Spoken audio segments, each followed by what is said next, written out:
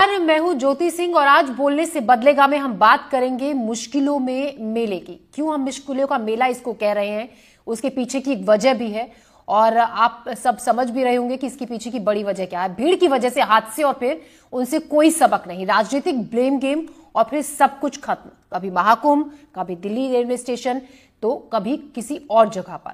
क्या हमारा सिस्टम संवेदनशील नहीं है? क्या हमारे लिए जान की उतनी कीमत नहीं रह गई है जितनी होनी चाहिए?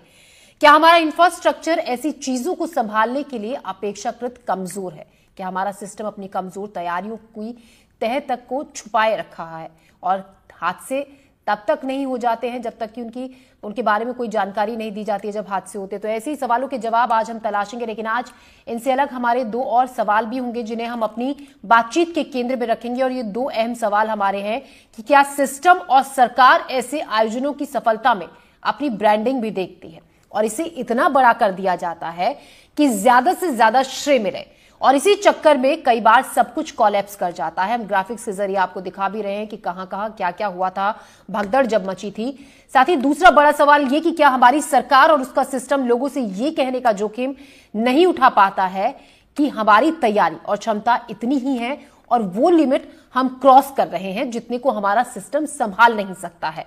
लोग रुक जाएं, ठहर जाएं। आप भी चर्चा में शामिल हो, आप इस बारे में क्या सोचते हैं? हमारा फोन नंबर है 8178999182। खास मेहमान भी हमारे साथ जुड़े हैं इसी पर चर्चा करने के लिए। हमारे साथ Sanjay Sharma, AIG traffic Chhattisgarh, SK Vij हमारे साथ हैं, पूर्व सदस्य हैं रेलवे बोर्ड से, राकेश के शुक्ला कुंभ मेला एडवाइजर हमारे साथ हैं, डीपी शर्मा पूर्व IG, Pooja Krishna marketing expert, Ruchin Kohli event management expert हमारे साथ हैं। आप सभी का स्वागत है और हमसे जुड़ने के लिए शुक्रिया। मेरा पहला सवाल है, कुंभ मेला एडवाइजर हैं राकेश के शुक्ला, आपसे। राकेश जी, आप मुझे ये बताइए, जिस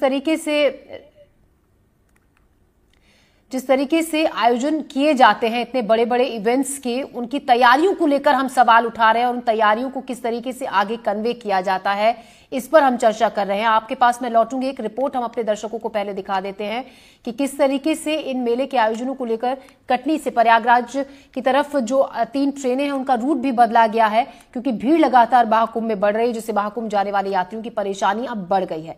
लोग कटनी स्टेशन पर ट्रेनों का इंतजार कर रहे हैं, यात्रियों की भीड़ लगातार बढ़ रही है। जीआरपी, आरपीएफ के अलावा कोतवाली थाना पुलिस भी कटनी जंक्शन पर तैनात है। आइए देखते हैं एक रिपोर्ट। कटनी से प्रयागराज महाकुंभ में जा रहे यात्रियों को कटनी जंक्शन में काफी परेशानी हो रही है। यहाँ से जाने वाली जो है 3 ट्रेनें, जिसमें कमाली एक्सप्रेस, सारनाथ एक्सप्रेस और गोंदिया बरौनी एक्सप्रेस, वो अपना रूट डाइवर्ट कर दिया गया है। लेकिन अब कटनी जंक्शन में यात्रियों की लगातार भीड़ बढ़ती जा रही है। क्या समस्या है, हम यात्रियों से बात करने की कोशिश करेंगे। ये बताइए, कहाँ से? हम बुढ़ार से हैं, वो बुढ़ार से छूट रहा है रात में से। तीनों पूरी छूट गई गाड़ी, कारण भीड़ के कारण। ट्रेन का इंतजार कर रहे हैं? बस अब लास्ट है, बस अब ये अगर छूट जाएगी तो चले जाएंगे घर। आगे कब आप इंतजार कर रहे हैं, क्या दिक्कत हो रही है? हम तो सर मुलाकात से इंतजार कर रहे हैं गाड़ी को।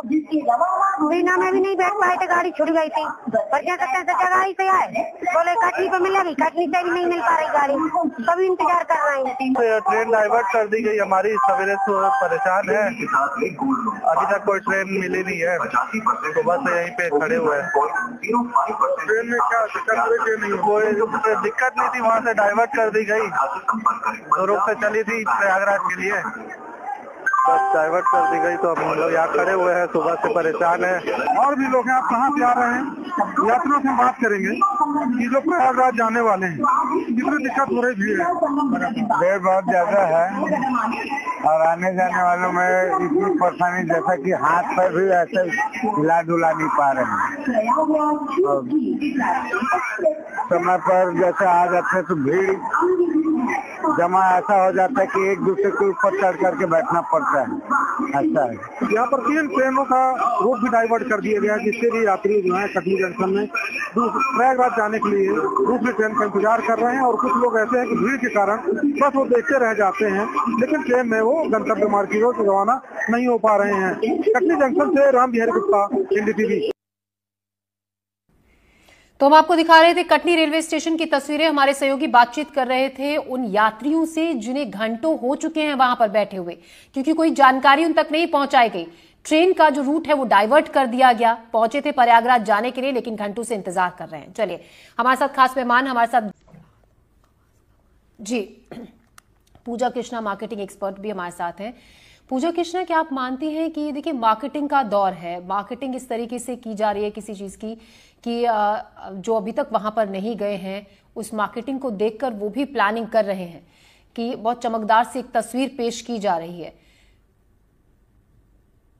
जी मेरी आवाज आ रही है? जी पूजा, मेरा ये कहना है कि हम जो है जनरली ऐसा होता है कि जब हम कोई भी इवेंट होता है बड़ा तो उसकी बहुत तगड़ी मार्केटिंग करते हैं और उसके बारे में क्या चीजें हैं, क्यों ये हो रहा है, वो सब बताते हैं।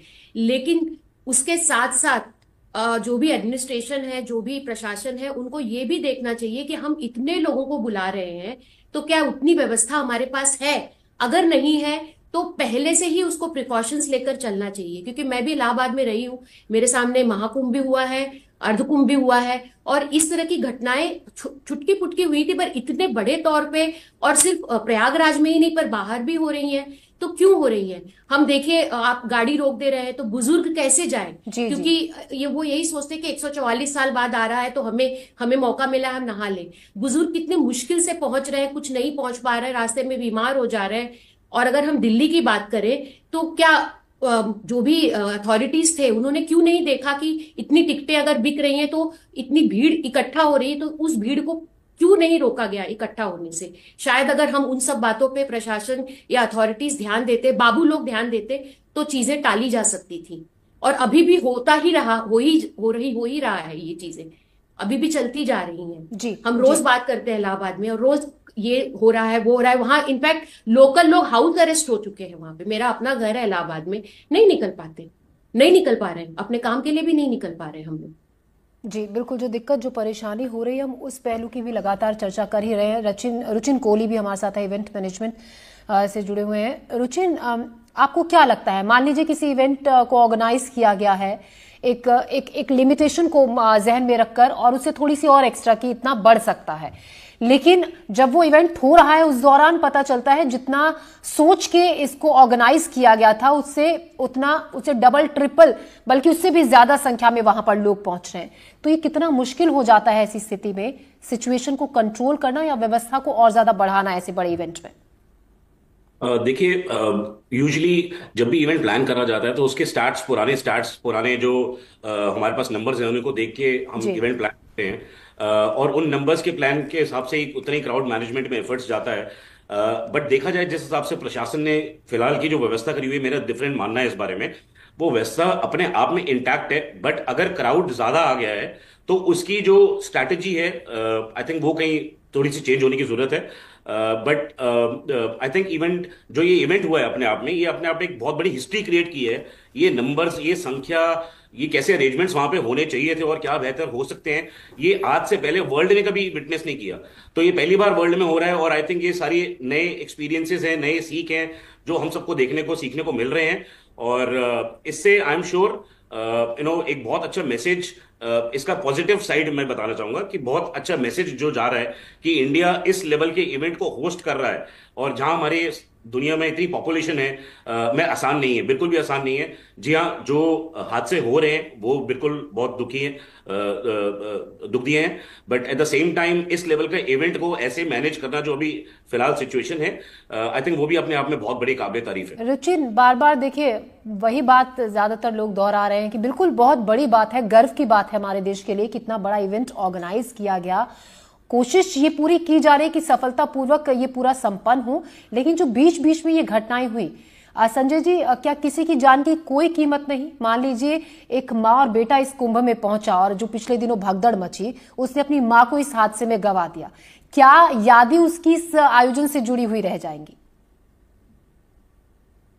देखिए, प्रत्येक जीवन जो है वो बहुत महत्वपूर्ण है, और हर लाइफ जो है काफी इंपॉर्टेंट है। हमारी पूरी संवेदना है उन सभी व्यक्तियों से जिन्होंने एक पवित्र उद्देश्य के लिए निकले थे घर में और वापस घर तक नहीं पहुंच पाए हैं। तो ये बड़ा दुखद भी है, पीड़ादायक भी है अगेन। लेकिन मैं अपने पूर्व वक्ताओं से थोड़ा इत्तेफाक इस तरह से रखना चाहूंगा कि हमें इंफ्रास्ट्रक्चर का पर कितना लोड हो सकता है, उससे यदि ज्यादा हो रहा है तो उसका मैनेजमेंट कैसा किया जाना चाहिए, इसके बारे में बहुत गंभीरता से अब सोचने की आवश्यकता है।